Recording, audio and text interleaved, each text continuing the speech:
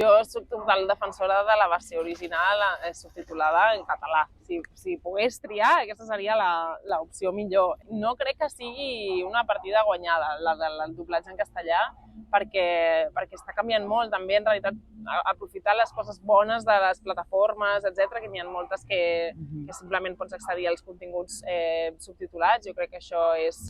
O sigui, al final són coses que es poden transformar, també. Tenim, desgraciadament, una cultura, una inèrcia que ve de la dictadura en la que estem acostumades a que les pel·lícules han de ser doblades, però jo crec que això es pot transformar i que té molt més sentit veure les pel·lícules en versió original per adults. Després, per infants, doncs, sí que entenc que estan doblades. Nosaltres el que fem amb les pel·lícules infantils és doblar-les i subtitular-les al català, perquè això et dona, d'una banda, accessibilitat per infants que tinguin dificultats auditives i després també anar-se acostumant a la idea del subtítol, no?